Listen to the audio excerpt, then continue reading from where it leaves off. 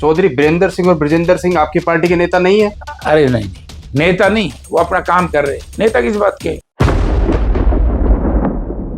आज तक कैप्टन अभिमन्यु ये तो बता दो कि उसको शिकायत आई है कि हुड्डा साहब के खिलाफ। ऐसे थोड़ा ही होता है, ड्रामा कर रहे हैं। उन बच्चों का बहुत बड़ा भविष्य इन्होंने खराब किया, अंधकार में डाल दिया। जो बच्चे इतने दिन तक जेल में रहे। गाड़ी जो अभिमन्यु अपनी सरकार को वो गाड़ी दे रहे हैं चौधरी भूपेंद्र सिंह हुड्डा को। यानी कि आप सरकार का दोष मान रहे सारा का सारा? 100%। और सरकार में अभिमन्यु है। ये कलेक्टिव रिस्पॉन्सिबिलिटी है। कहीं ऐसा तो नहीं कि इसमें ठगी हो रही है। ये भी राजनीतिक लाभ लेने के लिए हुआ सारा ड्रामा, टोटल ड्रामा था। ठगी कैसे? सरकार से ठगी कैसे मिलके? सरकार से मिलके ठगी ये है, लोगों को बहका रहे हैं कि भाई उसका घर जलाया, जब अभिमन्यु का घर जला दिया। दूसरे तीसरे दिन घर जलाया, वो किसकी जिम्मेवारी? उनके खिलाफ FIR दर्ज कराओ। लोगों में ये भी चर्चाएं होती हैं कि भाई अभय सिंह चौटाला का तो कहने की डर है, अधिकारियों में एक रोब है, जो वो जाते तो आ जाते हैं। भूपेंद्र सिंह हुड्डा का कोई रोब और डर नहीं है। भूपेंद्र सिंह हुड्डा के अधिकारी मानते नहीं है। आपने खुद कहा भी बहुत बड़ा प्रोटोकॉल है, वो भी चुने नुमाइंदे हैं, कई बार के नुमाइंदे हैं। जब वो लोगों के लिए, किसानों के लिए मंडियों में जा रहे हैं तो ये अधिकारियों का दायित्व बनता है कि वो पहले से आकर उनको रिपोर्ट करे, खड़े हों। लेकिन आपके नेता चौधरी बीरेंद्र सिंह की बात करूं, उन्होंने इस घटना की निंदा की है। एक तरीके से दुष्यंत चौटाला का समर्थन किया है कि प्रदेश के पूर्व उप मुख्यमंत्री के साथ व्यवहार होगा, तो वो कानून व्यवस्था पर उन्होंने सवाल उठाए हैं। वो कुछ अलग कह रहे हैं। भरत सिंह बेनीवाल की बात करूं, वो भी आपके विधायक है, उन्होंने निंदा की है। ये तो विरोधाभास हो गया ना आपके बयानों में। अगर राहुल गांधी हरियाणा आते हैं शोभा यात्रा में, तो क्या भूपेंद्र सिंह हुड्डा, जयप्रकाश JP या तमाम कांग्रेस के नेता हैं, क्या उस यात्रा में शामिल होंगे? ये यात्रा पार्टी की अधिकृत नहीं है, और पार्टी की अधिकृत यात्रा नहीं है तो जयप्रकाश इस यात्रा में नहीं जाएगा। मैं MLA था, बिना कसूर के जी। लोकदल की सरकार थी, मुझे जेल में डाल दिया था। मेरे तो गाड़ी क्या करा के सब कुछ करा के जबरदस्ती मुझे अरेस्ट किया, मेरे ऊपर मर्डर का मुकदमा दर्ज किया। और 5 विधायक जिन्होंने वोट क्रॉस किया था उनको सस्पेंड भी कर दिया गया है। लेकिन प्रदेश के लोग ये भी चाह रहे हैं, मैं विपक्ष के नेताओं की बात नहीं कर रहा, कि जो 4 वोट रद्द हुए थे वो भी बराबर के ही दोषी हैं, उनके नाम भी उजागर होने चाहिए, उन पर भी कार्रवाई होनी चाहिए। आंदोलनकारी कैसे लगाएंगे आगे जब इतना पुलिस का पहरा था? यही चीज है। इसीलिए निष्पक्ष जांच से मैंने पार्लियामेंट असेंबली में कहा था, मैं MLA था, कि इसकी जांच सुप्रीम कोर्ट के सीटिंग जज से करा। तो अपने घर में आग कौन लगाएगा? राजनीतिक लाभ के लिए BJP वाले बिरन के कर दे। दोस्तों नमस्कार, मैं हूं सुरेंद्र नैन और आज के इस पॉडकास्ट में बेहद खास मेहमान है। फ्रेम में आप मेरे साथ देख सकते हैं, भारत सरकार में रहे मंत्री और हिसार से चौथी बार के कांग्रेस के सांसद चौधरी जयप्रकाश सारण उर्फ JP जी है। तो सारण साहब, बहुत बहुत स्वागत है आपका। धन्यवाद जी।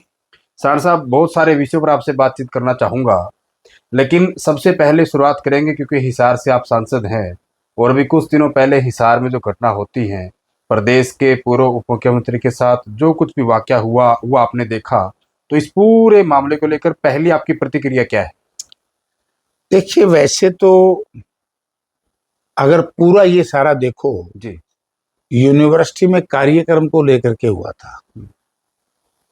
यूनिवर्सिटी कोई भी शिक्षण संस्थान राजनीतिक गतिविधियों के लिए नहीं होता, और ये यूनिवर्सिटी चौधरी भूपेंद्र सिंह हुड्डा जो चीफ मिनिस्टर थे जी, बहुत बड़ा एडिटोरियम हमने बनवाया था। चाहे JJU हो चाहे HCU हो, इसमें किसी प्रकार की राजनीतिक गतिविधियां कांग्रेस के टाइम में या कांग्रेस से अलग जो भी मुख्यमंत्री रहे जी, किसी ने राजनीतिक गतिविधियां नहीं की। लेकिन मुझे दुख इस बात का है कि भारतीय जनता पार्टी जो कहती है हम शिक्षा को बढ़ावा दे रहे हैं, शिक्षण संस्थानों को राजनीतिक अखाड़ा बना दिया। कुछ दिन पहले RSS का प्रोग्राम था, या विश्व हिंदू परिषद का प्रोग्राम था। अब ये जेजेपी के लोग वहां प्रोग्राम करने जा रहे हैं। जेजेपी के लोगों के ऊपर आरोप लगाया यूनिवर्सिटी के लोगों ने कि इनका पैसा बकाया, पिछले दिनों जी। इन्होंने प्रोग्राम कराया हुआ वहां तोड़ फोड़ कर दी। तो ये हो क्या रहा है? ये कोई नूरा कुश्ती तो नहीं है। दोनों शिक्षण संस्थानों को जो है राजनीति का अखाड़ा बनाया जा रहा है, आप ये कहना चाह रहे हैं? हाँ, ये गलत है। जो कैंप चौक से लेके सब्जी मंडी पुल पर जो वारदात हुई, यानी कि जो घटना घटी पूर्व उप मुख्यमंत्री के साथ, जिस तरीके से सीआईए स्टाफ की गाड़ी आती है, काफिले को रोकती है, दुष्यंत चौटाला उतर कर भागते हैं, और दुष्यंत चौटाला जिस तरीके से बयान देते हैं कि ये कहीं ना कहीं सीधी सीधी साजिश थी, ये सरकार के गुंडे थे, एसपी के दिशा निर्देश पे ये कहीं ना कहीं इस तरह का इन्होंने कारनामा किया और मुझे कहने की मारने के लिए आए थे, इतने बड़े आरोप दुष्यंत चौटाला ने लगाए। देखिए, कोई कुछ भी आरोप लगाए, पहली बात तो यह है कि वो वीडियो मैंने भी देखी है। जब ये सीआईए वालों की गाड़ी क्रॉस कर रही है जी। और उनका जो इनकी एस्कॉर्ट थी, वैसे तो सॉरी पायलट, एस्कॉर्ट तो पीछे चलेगी, पायलट गाड़ी के साथ साथ ऐसे टकराने को हो रही है जी। और उसमें इन पुलिस वालों ने उतर करके कहा हुआ, जो भी क्या हुआ, आवाज तो नहीं सुना, मैंने खुद चेक किया, क्योंकि हम भी चाहते हैं, मैं वहां का जनप्रतिनिधि हूँ, गलत काम कोई ना करे, चाहे पुलिस हो चाहे पॉलिटिशियन हो। कानून हाथ में लेने की इख्तियार किसी को नहीं है जी। और मैं मौजूदा सांसद हूं, मुझे भी नहीं। प्रदेश का कोई मंत्री, मुख्यमंत्री, उनको भी नहीं है। प्रजातंत्र में कानून को कोई हाथ में नहीं ले सकता। और ये कहना कि वो तो ये है, वो तो ये है, अरे भैया, मैं एमएलए था, बिना कसूर के, जी। लोकदल की सरकार थी, मुझे जेल में डाल दिया था। मेरी तो गाड़ी क्या गड़ा के, सब कुछ गड़ा के, जबरदस्ती मुझे अरेस्ट किया, मेरे ऊपर मर्डर का मुकदमा दर्ज किया।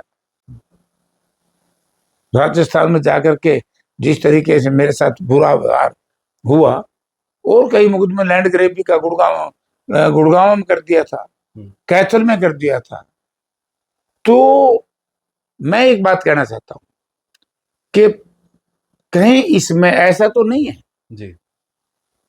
क्योंकि ये सारा खेल बीजेपी का है, जो मुझे लग रहा है, क्योंकि बीजेपी का ग्राफ बहुत नीचे गिर गया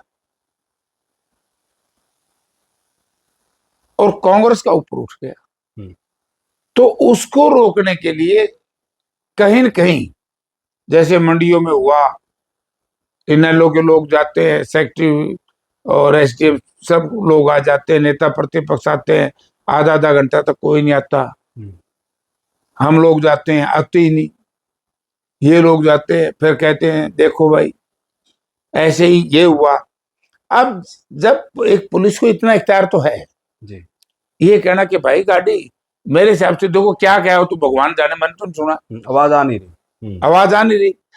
लेकिन ये क्या होगा भाई, साइड में कर लो, क्योंकि गाड़ी पहले एस्कॉर्ट ने उस गाड़ी को पार किया है।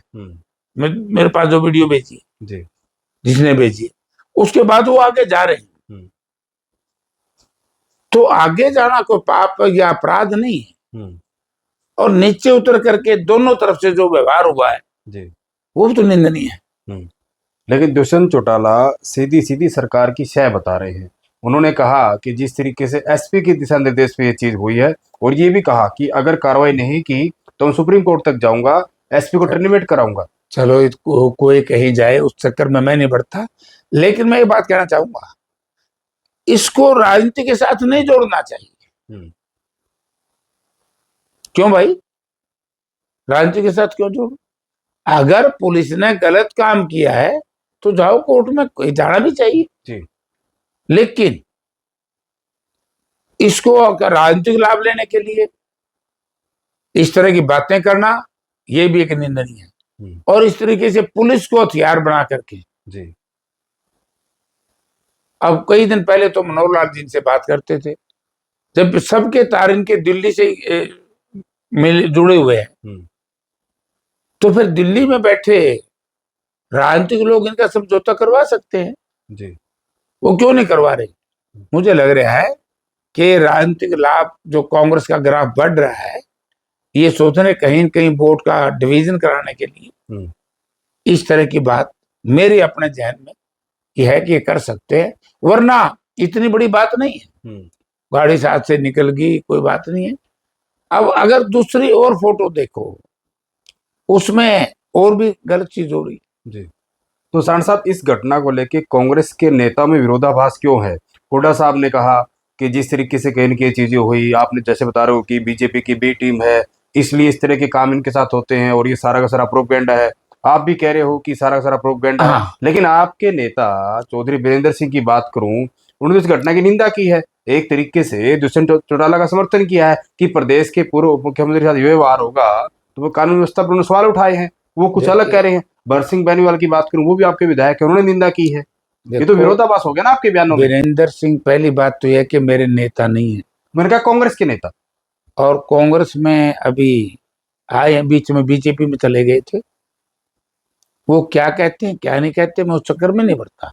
हर व्यक्ति अपने अपनी बात कहने का अधिकार रखता है, लेकिन मेरा व्यू, मेरे विचार, जी। मैंने ये कहा है कि इसका राजनीतिक अखाड़ा बढ़ाने की आवश्यकता नहीं है। कानून अपना काम करेगा, जो भी होगा। पुलिस गलत होगी, पुलिस पे कानून लगेगा, ये गलत होंगे, क्योंकि दोनों तरफ से है ना, एक तरफ से तो नहीं हो सकता। जी। और बच्चों को या यूथ को या किसान को या देहात को या मजदूर को इस तरीके से हथियार बना करके आगे बढ़ना राजनीति में अच्छी बात नहीं है। अपनी बात कहो, कोर्ट में जाओ, कचहरी में जाओ, और कानून के अपने हाथ में क्यों लो। जी। अभी थोड़ी देर पहले सांड साहब आपने कहा कि हम जब मंडियों में जाते हैं, नेता प्रतिपक्ष जाते हैं, पूर्व मुख्यमंत्री भूपेंद्र सिंह हुड्डा, तो अधिकारी नहीं आते, आते हैं तो लेट आते हैं। लेकिन वहीं अभय सिंह चौटाला जब मंडी में जाते हैं तो पहले से ही सेक्रेटरी या जो अन्य अधिकारी वो खड़े मिलते हैं। यहाँ तक कि कई जगह तो वो संडे को भी गए, संडे को भी एसडीएम वगैरह मंडी सेक्रेटरी वो खड़े मिले, बकायदा उनको जिस तरीके से अभय सिंह चौटाला बोलते हैं, जाकर उनका नंबर सार्वजनिक कहते हैं, बताओ माइक के आगे बोलते हैं, कोई दिक्कत नहीं आनी चाहिए। तो एक प्रदेश का पूर्व मुख्यमंत्री, 2 बार का मुख्यमंत्री रह चुका हो, वो जब जाते हैं तो अधिकारी इस तरह का व्यवहार करते हैं। अभय सिंह चौटाला जो पूर्व विधायक हैं वो जाते हैं तो इस तरह का कहने के व्यवहार होता है। तो ये इतना बड़ा फर्क क्यों? सरकार मिली भगत, यही तो मैं कहना चाहता हूं, यही मैं कहना चाहता हूं जो आज हरियाणा प्रदेश में हो रहा है। दोनों दल, तो बीजेपी इनको बढ़ावा देना चाहती है कि इस तरह से बढ़ जाए, लेकिन लोगों को पता लग गया कि ये सारा ड्रामा है और ये खेल है, बीजेपी करवा रही। लेकिन प्रोटोकॉल के हिसाब से तो एलओपी का पद बड़ा है ना? बहुत बड़ा है। मुख्यमंत्री के बाद प्रदेश में एलओपी है। बिल्कुल। नेता प्रतिपक्ष और नेता सदन, दो ही तो होते हैं जी।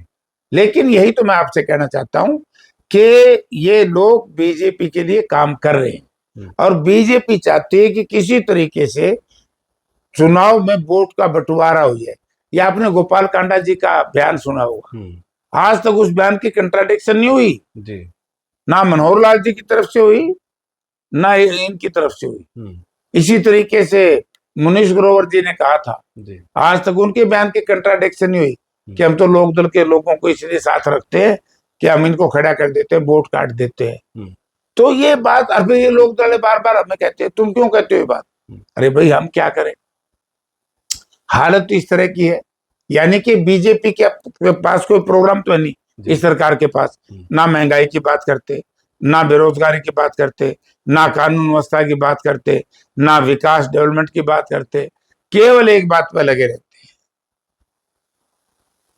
वे किसी तरीके से समाज को बांट करके हम वोट ले लें। अब की बार समाज या प्रदेश की जनता बटने वाली नहीं है। लेकिन एमपी साहब, इस घटना से ना लोगों में ये भी चर्चाएं होती हैं कि भाई अभय सिंह चौटाला का तो कहीं की डर है, अधिकारियों में एक रोब है, जो वो जाते तो आ जाते हैं। भूपेंद्र सिंह हुड्डा का कोई रोब और डर नहीं है। भूपेंद्र सिंह हुड्डा के अधिकारी मानते नहीं है। आपने खुद कहा भी बहुत बड़ा प्रोटोकॉल है, वो भी चुने नुमाइंदे हैं, कई बार के नुमाइंदे हैं। जब वो लोगों के लिए, किसानों के लिए मंडियों में जा रहे हैं तो ये अधिकारियों का दायित्व बनता है कि वो पहले से आकर उनको रिपोर्ट करे, खड़े हों। तो भूपेंद्र सिंह हुड्डा 9 बार के एमपी एमएलए जी, 9 बार के, बिल्कुल, या 9 या 10 बार के, हरियाणा में सबसे सीनियर आना चाहिए। यही तो मैं कह रहा हूं कि ये दोनों ही बीजेपी के लिए काम कर रहे हैं। और आज जो कुछ भी हिसार में हो रहा है वो बहुत निंदनीय है जी। भाई। जिसने गलत काम किया FIR दर्ज करो, पर्चे दो, थाने में जाओ, दरखास्त दो। मैं ये नहीं छूट देता पुलिस को भी। अगर पुलिस की गलती है कानून उस पर काम करेगा। अगर इनकी गलती है, क्योंकि धक्के वक्के तो इन लोगों ने मारे जी, अगर इनकी गलती है तो कानून इन पर काम करेगा। कानूनी प्रक्रिया पर छोड़ना चाहिए जी। इसमें पब्लिक का क्या लेना देना। अभी कुछ दिन पहले राकेश टिकैत भी जींद आए थे। राकेश टिकैत का बयान आपने सुना होगा। उन्होंने कहा कि भाई जब किसान आंदोलन चल रहा था और दुष्यंत चौटाला प्रदेश के उप मुख्यमंत्री थे, किसानों ने मांग की थी अगर ये पद छोड़कर आ जाते, उप मुख्यमंत्री का अगर पद ठुकरा कर आ जाते तो किसान कहीं ना कहीं इनको मुख्यमंत्री बनाए थे। आज इनकी हालत देखिए, एक अदना सा जो है वो थानेदार इनको बीच सड़क पर आंख दिखा रहा है। नहीं, देखो इंस्पेक्टर है पुलिस का, उसकी आंख दिखाने की कोई बात नहीं, उसकी जिम्मेवारी भी है और पुलिस अपनी जिम्मेवारी निभाती भी है। उसको कोई किसी उस नजरिए से देखे वो बात एक अलग है। लेकिन ये सही बात है आपकी कि जब किसान दिल्ली जा रहे थे, किसान आंदोलनरत थे, इन्हीं पार्टियों ने डायरेक्ट जेजेपी ने साथ दिया, बीजेपी का, सरकार का, प्रदेश और केंद्र सरकार का, इनके बयान निकलवा लीजिए, और इनडायरेक्ट इनेलो ने दिया दोनों ने साथ। तो आज इसीलिए मैं तो एक और बात कहता हूं, डकैत साहब ठीक कह के गए। जिस भी व्यक्ति ने, मेरी तो पंजाब के अकाली दल के नेताओं से बात हुई, माँ भाई आपका ग्राफ इतना नीचे क्यों चला गया? बोला भाई साहब हमारी उस वक्त हमने समर्थन वापिस नहीं लिया केंद्र से, मंत्री रही और लोगों में ये आ गया कि वे काले कानूनों में इन्होंने सरकार का साथ दिया, जबकि मिसेस सुखबीर सिंह बादल, हरसिमरनजीत कौर जी ने मंत्रिमंडल से इस्तीफा दे दिया था। इन्होंने तो फिर भी समर्थन वापस लिया था जेजेपी, तो ये तो तब भी उनके साथ थे। और बहुत लोग थे उस वक्त बीजेपी में थे सारे, जिन्होंने आज जो बात करते हैं किसान की, उन पे आऊंगा मैं। तो बोला हमारा ग्राफ उठ नहीं रहा, लोगों में ये भी संपूर्ण किसान विरोधी हैं, और जब समय था जब तो किसान का साथ नहीं दिया, उसी में ये जेजेपी आती है। उस वक्त साथ देते तो अच्छा रहता, किसान से साथ मांग भी सकते थे, लेकिन इस मामले में किसान से मैं तो समझता हूँ कोई चित्ते नहीं है। तो मतलब इसको राजनीति नहीं होनी चाहिए इस मामले ना, इस पर राजनीति नहीं होनी चाहिए। ठीक है, अभी आप जिनका जिक्र कर रहे थे, पूर्व सांसद ब्रजेंद्र सिंह बीजेपी से सांसद थे, वो कहने की सद्भाव यात्रा निकाल रहे हैं, और अभी चर्चाएं हैं कि राहुल गांधी भी सद्भाव यात्रा में शामिल हो सकते हैं ब्रजेंद्र सिंह के साथ। अगर राहुल गांधी हरियाणा आते हैं सद्भाव यात्रा में, तो क्या भूपेंद्र सिंह हुड्डा, जयप्रकाश जेपी या तमाम कांग्रेस के नेता हैं, क्या उस यात्रा में शामिल होंगे? देखिए, पहले तो ये प्रश्न वैसे ही वो नहीं है, क्योंकि वो आएंगे नहीं आएंगे इस पे चर्चा नहीं करनी चाहिए। हमारे कुछ लोगों में एक आदत पड़ी हुई है, लोकसभा की टिकट बढ़ती है पहले कहना शुरू कर देते हैं हमारी हमारी हमारी, कोई और काम हो हमारा हो गया, हमारा हो गया, हमारा, कोई और बात हो मिले मिले मिले। अभी कुछ समय आने दो। लेकिन मैं ये कह सकता हूं, ये यात्रा पार्टी की अधिकृत नहीं है, और पार्टी की अधिकृत यात्रा नहीं है तो जयप्रकाश इस यात्रा में नहीं जाएगा। तो यही बात भूपेंद्र सिंह हुड्डा बोल रहे हैं। अभी वो हांसी गए थे, हांसी में भी उनसे ये सवाल पूछा गया पत्रकारों द्वारा कि राहुल गांधी अगर इस यात्रा में आते हैं तो क्या हुड्डा साहब शामिल होंगे? तो हुड्डा साहब ने कहा कि मैं तो इस यात्रा में शामिल नहीं होऊंगा, ये कांग्रेस की अधिकृत यात्रा नहीं, उनकी निजी यात्रा है। तो आपके बड़े नेता, राष्ट्रीय नेता अगर हरियाणा में आ रहे हैं तो आप लोग शामिल ही नहीं होंगे? नहीं, अब उनका तो मामला एक अलग है ना, वो तो हमारे नेता हैं, राहुल जी तो हमारे नेता हैं। अब उनकी तो अभी कोई बात है नहीं, यात्रा चल रही है। चौधरी बीरेंद्र सिंह और ब्रजेंद्र सिंह आपकी पार्टी के नेता नहीं है? अरे नहीं, नेता नहीं है, वो अपना काम कर रहे हैं। नेता किस बात के? कांग्रेस पार्टी के है नहीं, नेता नहीं है वो। कांग्रेस में है, हाँ, लेकिन नेता नहीं है। अब उनको नेता नहीं मानते? नेता राहुल जी को मानते हैं हम, उनको नेता किस बात का? अरे अभी तो कल तो ब्रजेंद्र आया यार, पहला चुनाव बीजेपी से लड़े। हम नेता मान ले, नेता कौन होता है? पार्टी में काम कर रहे, वो अपने तरीके से काम कर रहा है, हम अपने तरीके से काम कर रहे हैं, और अपने तरीके से काम कर रहे हैं। कांग्रेस पार्टी में अंदरूनी प्रजातंत्र है, हर व्यक्ति अपने अपने तरीके से काम करता है।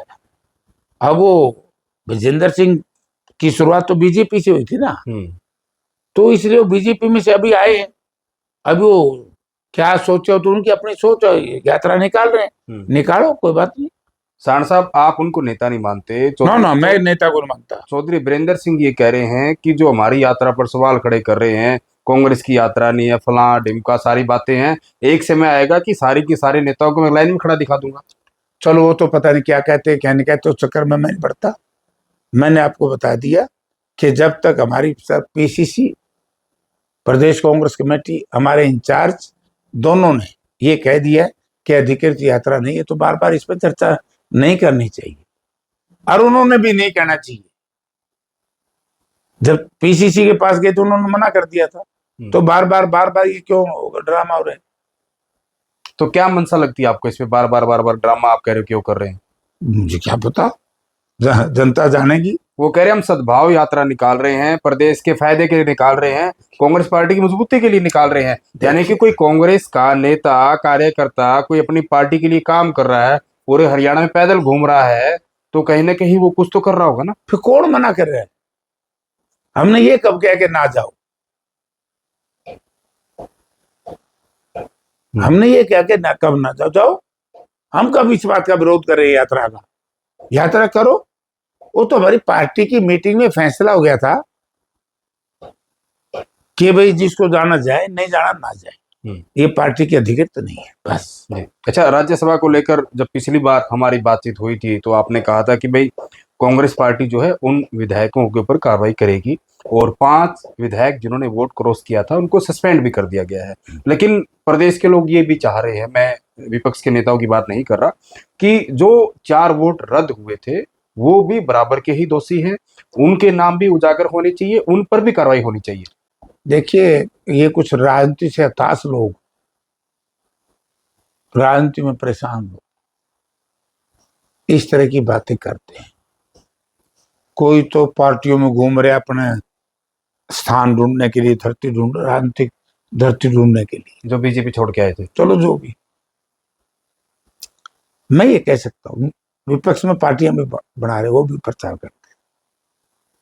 मैं ये कहना चाहता हूँ, एक वोट रद्द हुआ, उसका फैसला तो चुनाव आयोग में, जबकि वो गलत रद्द किया, चुनाव आयोग ने सरकार की मदद की, वो गलत रद्द हुआ। एक तो होता जी। जो 3 वोट थे, तीनों वोट इन्होंने पहले वैलिड कर दिए।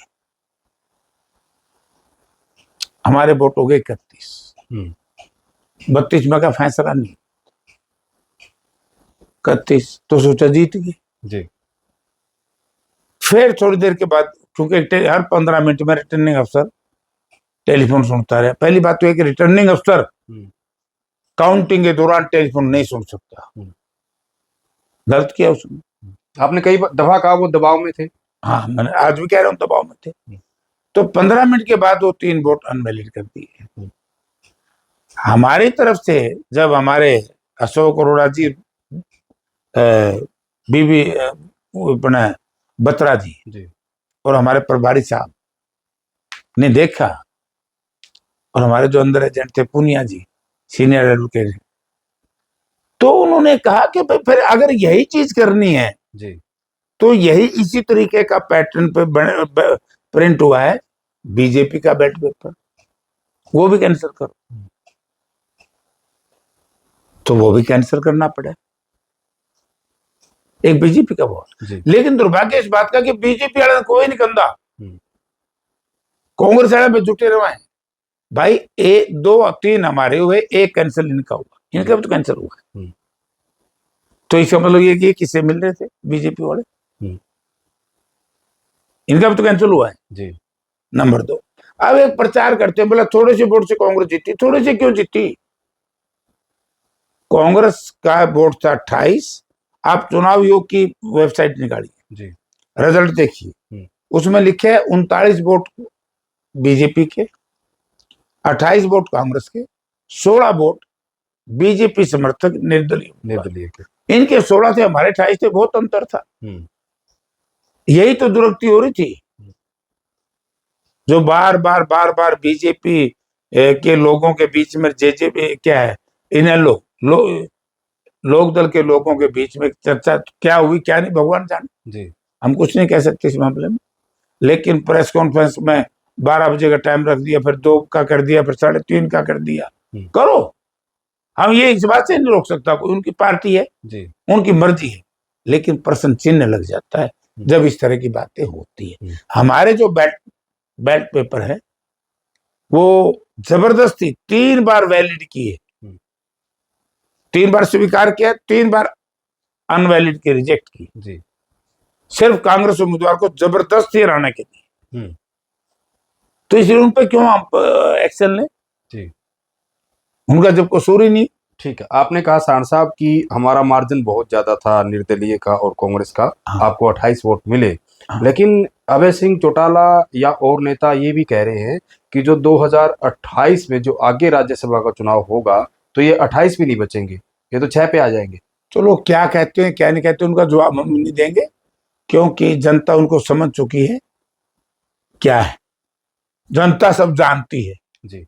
अच्छा, एक बहुत बड़ा मामला है, देश से परदेश से जुड़ा है। आप भी लोकसभा के सांसद हैं और लोकसभा में पिछले दिनों जिस तरीके से सरकार की तरफ से बिल लाया गया, महिला बिल, और बिल जिस तरीके से गिरा, विपक्ष की मैं बात करूं, नेताओं की अलग अलग बयान उन्होंने दिया, लेकिन देश के प्रधानमंत्री नरेंद्र मोदी जिस तरीके से कहा कि विपक्ष के नेताओं की साजिश के तहत महिलाओं के खिलाफ कहीं न कहीं ये काम किया गया है, इसलिए बिल पास नहीं हो पाया।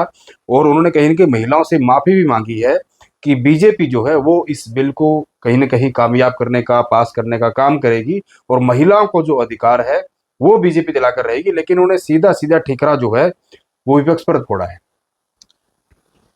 मैं आपके चैनल के माध्यम से आपके दर्शकों से, इस प्रदेश के लोगों से कहना चाहूंगा कि पहले तो भारतीय जनता पार्टी अगर महिलाओं की सच्ची तेजी होती और रिजर्वेशन देनी चाहती, जैसे स्वर्गीय राजीव गांधी ने पंचायतों में दिया था, जी। उसी वक्त तो लागू कर दिया, शुरुआत उन्होंने की थी। उसी वक्त तो लागू कर दिया था। 2023 में जब सारे विपक्ष ने, मतलब सारे सदन ने कह दो यूनानी में सर्वसम्मत से पास कर दिया, तो 24 में क्यों नहीं लागू किया, ये क्यों लिख दिया उसमें। अब मैं हमारे प्रदेश की महिलाओं से कहना चाहता हूं जी कि बीजेपी का कोई व्यक्ति आए तो उनसे प्रश्न पूछना कि वे 23 में जब सारा विपक्ष कांग्रेस समेत सारा साथ था तो 24 में लागू करना चाहिए था, जी 24 में क्यों नहीं लागू किया, मैं बताना चाहता हूँ। बताओ। नीयत खराब है बीजेपी की।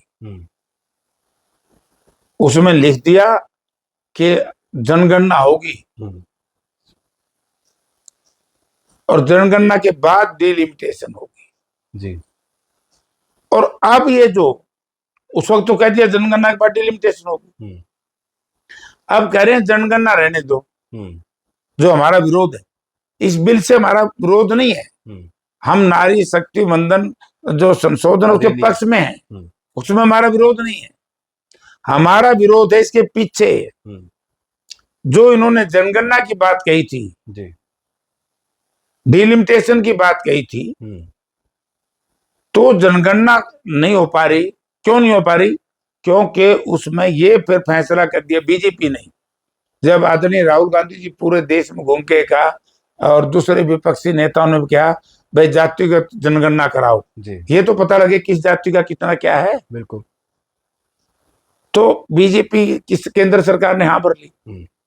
जब केंद्र सरकार ने कैबिनेट में पास कर दिया कि अगली जनगणना जाति पर आधारित होगी, तो उसके बाद डिलिमिटेशन होगी।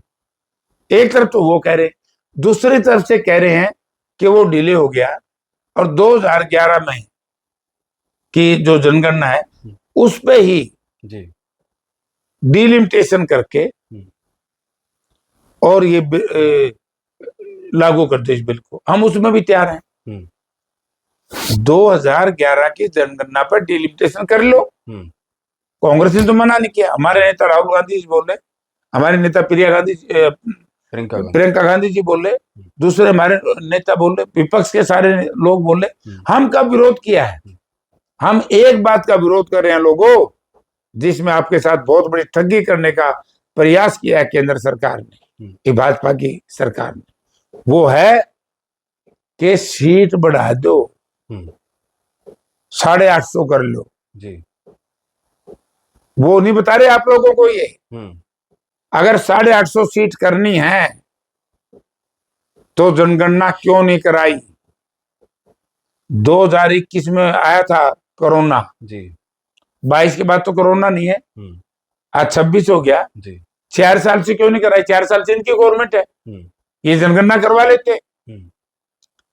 क्योंकि 23 महीनों ने 24 के वोट लेने के लिए, जैसे था ना 2019 में पुलवामा की बात कर दी, हर बार एक नया इवेंट्स लेके आते हैं जी। अब ये लोगों को सही तो बताते हैं, जनता को ये बताए बीजेपी का एक नेता कि 850 सीट करने की क्या आवश्यकता पड़ेगी? क्या तो फिर, क्योंकि जनसंख्या तो बड़ी हुई है जी, 11 के बाद तो जनसंख्या बढ़ी है, लगातार बढ़ी। ठीक है। जब पिछली जनसंख्या पे आपने सीट बनानी है तो रिजर्वेशन देनी है, तो फिर उसमें सीट क्यों बढ़ा रहे हो भाई? लेकिन सांड साहब, कांग्रेस को या विपक्ष को दिक्कत क्या सीट बढ़ने से? मैं अगर बात करूं, करीब 50-52 साल पहले 1977 में शायद लास्ट परिसीमन हुआ था। ना अभी हुआ था 2008 में, नहीं, 6-7 परिसीमन जब हुआ, जब सीटों का पहली बार हाँ, जब हुआ तो फिर से इंदिरा गांधी के समय शायद हुआ था उसमें। तो जब वो तीसरा या चौथा परिसीमन था देश का, तो जब हुआ तो उसके बाद अब तक नहीं हुआ, सीटों की संख्या नहीं बढ़ी। अगर सीटों की संख्या बढ़ जाएगी, जैसे बीजेपी कह रही कि करीब 850 आप भी कह रहे हैं, तो कहीं ना कहीं और ज्यादा लोगों को मौका मिलेगा, और ज्यादा महिलाओं को मिलेगा।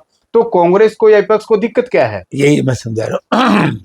हम इसके विरोध में नहीं है। जनगणना क्यों नहीं कराई? जनगणना कराओ जी। जाति जनगणना कराओ, कौन मना कर रहा है? या आप ये कहना चाहते हैं कुछ दक्षिण या पूर्व उत्तर की जो स्टेट है हमारे, इसमें कोई बात उनमें कहीं ना कहीं उसमें कम ज्यादा हो जाएगा? कोई अंतर नहीं होगा जी। इसमें जातीय जनगणना कराओ, देश में लागू करो। जब 2023 में बिल पास हुआ, इन्होंने कहा था कि हम जनगणना कराएंगे, उसके बाद डिलिमिटेशन लेंगे। इन्होंने क्या था ना, अब विड्रॉ क्यों कर रहे हैं? अब अपने मुकर क्यों रहे हैं जबान से? मना क्यों कर रहे हैं? ये लोग केवल कांग्रेस को बदनाम करने के लिए। और मुझे आश्चर्य है, भारत के प्रधानमंत्री जनता के नाम संदेश दें और केवल कांग्रेस और विपक्ष को खिलाफ बोल रहे कि ये आज के दिन जरूरत है रोजगार की, आज के दिन जरूरत है कानून व्यवस्था बड़ी खराब हरियाणा, आज के दिन जरूरत है महंगाई बड़ी चरम सीमा पर पहुंच गई है, आज के दिन जरूरत है अब विकास की। कुछ हुआ हो रहा है क्या? तमाशा हो रहा है, तमाशे के बिना कुछ हो नहीं रहा। आज नौजवान बड़ा परेशान है, आज व्यापारी बड़ा परेशान है कानून व्यवस्था की वजह से। किसान की फसल बिक नहीं रही, किसान की हालत क्या कर दी। ये वही ऐसे ड्रामा करना चाहते हैं जैसे किसान के साथ अब की बार गेहूं खरीद में किया। ये उसी तरह का ड्रामा है, इनका ड्रामा है। परिसीमन नहीं करना चाहते, महिलाओं को आरक्षण नहीं देना चाहते, कह रहे कि 33% आरक्षण देंगे। हम तो तैयार है, हम तो 543 में दे दो, हम कब मना करें? कल दे दो, बड़ा स्पेशल सेशन। ठीक है, स्पेशल सेशन की आपने बात की। हरियाणा विधानसभा का भी जो है वो विशेष स्तर बुला लिया गया है, और आपका भी बड़ा लंबा चौड़ा राजनीतिक आपका अनुभव है। पहली बार जो हरियाणा सरकार की जो कैबिनेट मीटिंग है वो चंडीगढ़ की बजाय गुड़गांव में हुई। पहले तो उसको आप किस तरीके से देखते हैं? ये ड्रामे हैं। अब ये ड्रामे बंद हो गए, चलेंगे नहीं, इसीलिए कभी किसी छोटी छोटी पार्टियों से ये करवा रहे हैं इस तरह के इवेंट्स। ये ड्रामे हैं, अभी नहीं चले। क्योंकि मैंने कभी नहीं सुना कि चंडीगढ़ सेक्रेटरीट से बाहर कोई कैबिनेट मीटिंग हुई हो। ये कह रहा हूं, आपने अगर आपने क्या कभी नहीं होनी भी नहीं चाहिए, होनी भी नहीं चाहिए, ये गलत है। ये सारे जो गेहूं खरीद में जो इन्होंने मैकेनिज्म बनाया है, वो सारा ही गलत है। अब खरीद कर ली, अब उसका उठान नहीं हो रहा। जब तक उठान नहीं होगा किसान को पेमेंट नहीं मिलेगी।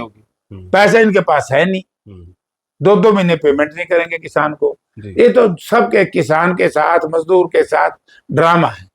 हरियाणा सरकार, केंद्र सरकार बुरी तरीके से मिजरेबली फेलियर की तरफ जा रही है। विदेश नीति का क्या हो रहा है हमारा, बुरा हाल है।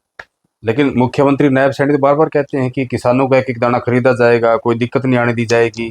प्रदेश के तमाम बीजेपी के नेता कहते हैं कि कोई दिक्कत नहीं होगी। कहते तो मंडी अब जाके पूछ तो आओ क्या हाल हो रहा है किसान का जी। कितने, ये तो कहते थे 24 घंटे में पेमेंट करेंगे, ये तो पूछ लो कितने किसानों की पेमेंट हुई है। इनके कहने से कुछ बनता है? ये तो ये कहते हैं 24 फसलों का हम एमएसपी देते हैं। हरियाणा में 24 फसल होती ही नहीं, किसका एमएसपी देते हैं जी। अच्छा, मैं थोड़ा सा पीछे जाना चाहूंगा। जब कांग्रेस की सरकार के बाद बीजेपी की सरकार आई, उस वक्त प्रदेश में जो है बहुत सारे दंगे हुए थे जाट आरक्षण आंदोलन के नाम से, और बीजेपी के उस वक्त के मंत्री कैप्टन अभिमन्यु की कोठी भी जलाई गई थी और भी बहुत सारा नुकसान हुआ था। और जिस तरीके से कैप्टन अभिमन्यु ने कहीं ना कहीं आपकी सरकार पर, यानी कि उस वक्त की सरकार पर, कांग्रेस पर कहीं ना कहीं ठीकरा फोड़ा, भूपेंद्र सिंह हुड्डा का नाम लेकर उन्होंने कहा कि ये सारे के सारे दंगे जो हैं वो हुड्डा साहब ने करवाए थे। और अब जो बच्चे कहीं ना कहीं जेल से बाहर आ गए हैं, छूट गए हैं, उस मामले से बरी हो गए हैं, तो कहीं ना कहीं लगातार कैप्टन अभिमन्यु को सम्मानित किया जा रहा है, अलग अलग जिलों में जा रहे हैं, उनको लोग सम्मानित कर रहे हैं। देखो, मुझे नहीं पता कोई सम्मानित कर रहा है कि नहीं कर रहा, लेकिन मैं ये कह सकता हूं असेंबली की बहस है, आप कहो तो आपको भी मैं कॉपी दे दूं जी। मैंने असेंबली में यह बात कही थी जब कैप्टन अभिमन्यु ने चौधरी भूपेंद्र सिंह हुड्डा का नाम लिया, तो उस वक्त मैंने ये कहा कि भाई उनके खिलाफ कोई कंप्लेंट है क्या, शिकायत है? बोले ना। कोई शिकायत दर्ज हुई है? बोले ना। किसी ने कहा है? बोले ना। तो फिर एफआईआर किस बात की दर्ज करो? भूपेंद्र सिंह हुड्डा दोषी क्यों है?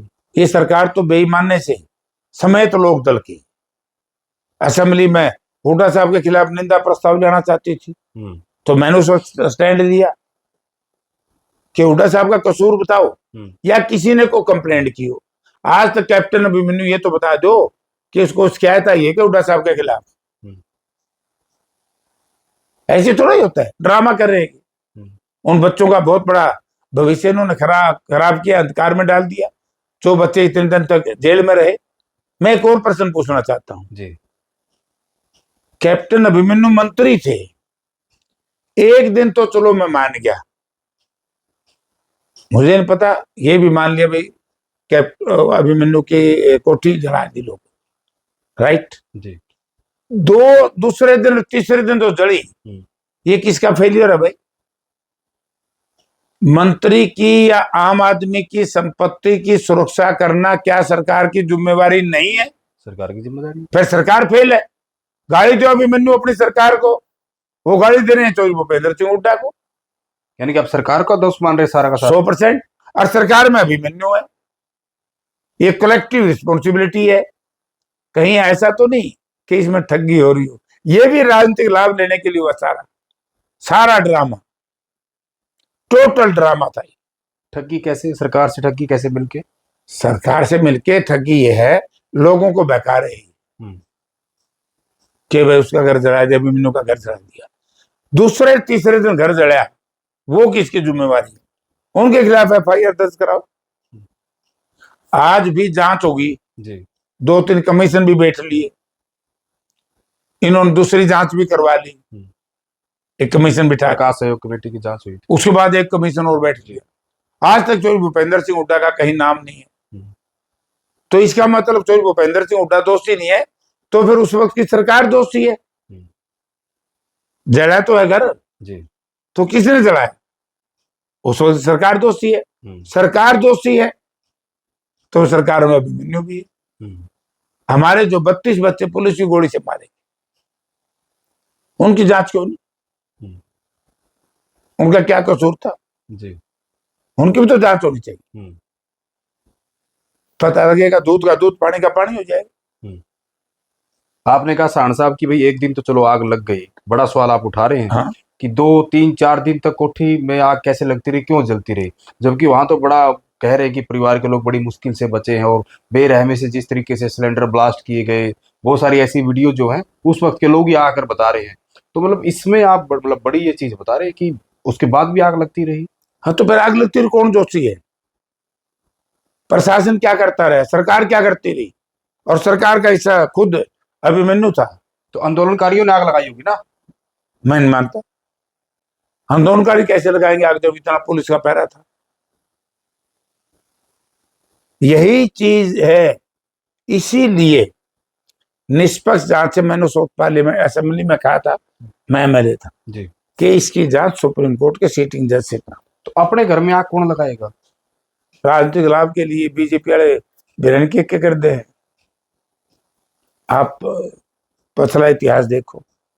मतलब कैप्टन अभिमन्यु ने पहले दिन की बजाय पिछला अगले दूसरे तीसरे दिन पिछला खुद अपनी कोठी को जलवाया। मैं इतना ही कहूंगा, बीजेपी का पिछला इतिहास देख लो बस। उनको तो बकायदा मुआवजा भी मिला, और लोगों को मुआवजा मिला, उसको लेकर भी सवाल खड़े किए गए। तो मुआवजा कितना मिला कितना नहीं, मैं इस चक्कर में नहीं पड़ता। इस चक्कर में पड़े पूछे कि इनसे सवाल लो।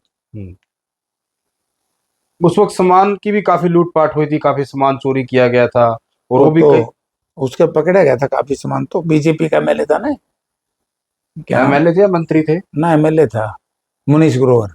मंत्री थे वो ना, एमएलए थे उस वक्त। मनीष मतलब ग्रोवर पूर्व मंत्री है, मतलब हाँ पूर्व मंत्री है। मनीष ग्रोवर के कोठी में बरामद हुआ था, काफी बरामद भी हुआ। लेकिन मैं ये कहना चाहता हूँ, इसके तार मतलब कैसे जोड़े आपने कि कैप्टन अभिमन्यु की कोठी से कोई सामान चोरी होता है या अन्य जगहों से सामान चोरी होता है, मतलब बीजेपी के नेताओं से सामान चोरी होकर बीजेपी नेता के घर चला गया? मन ने थोड़े तार जोड़े, तारे बरामद हुआ है तो कनेक्शन तो हो गया ना। तो कनेक्शन मैंने थोड़ा इस जोड़ा है। कमरे से चीज कोई चोरी होगी दूसरे कमरे में मिल मैं रही यही है। कह रहा हूँ कि सारे दंगों के पीछे भाजपा की सरकार का हाथ था जी, और कांग्रेस कांग्रेस का कोई कसूर नहीं। ठीक है, मैं कांग्रेस में भी नहीं था, मैं तो इंडिपेंडेंट था। हाँ, 2-3 कमीशन ने जांच तो कर ली। बकायदा आपकी बहस भी हुई थी विधानसभा में कैप्टन अभिमन्यु के साथ, आप हाँ, अपने दिल्ली विधायक थे। मैं तो दे दूंगा लिख के, अभी गाड़ी में पड़ी है, अभी देता हूँ आपको जी, प्रोसीडिंग, देख लो उसमें क्या है। ये तो नहीं कहते नार्को टैक्स करवाएंगे तो भूपेंद्र सिंह हुड्डा कर जयप्रकाश जमा कराओ, हमारा तो आज तक को कराना आया नहीं। मैं तो हाँ पर ली थी, कराओ। अगर मैं झूठ बोल रहा हूँ, अभिमन्यु ने कहा था, मैं भी दूंगा अपने जी, मेरे पास ये रखी है। नार्कोटिक्स मेरे आज तक तो कराए। यानी कि आप जो कुछ कह रहे हैं उसके लिए जिम्मेदारी से तैयार हैं आप? हाँ, वो तो असेंबली में कह दिया था उस वक्त। वो तो रिकॉर्ड होता है सारा, वो तो रिकॉर्ड होता है। चलो, बहुत बहुत शुक्रिया सारण साहब बातचीत करने के लिए। तो ये थे भारत सरकार में रहे मंत्री और कांग्रेस के चौथी बार के सांसद चौधरी जयप्रकाश सहानुक जेपी जी, और तमाम मुद्दों को लेकर इनसे बातचीत की गई।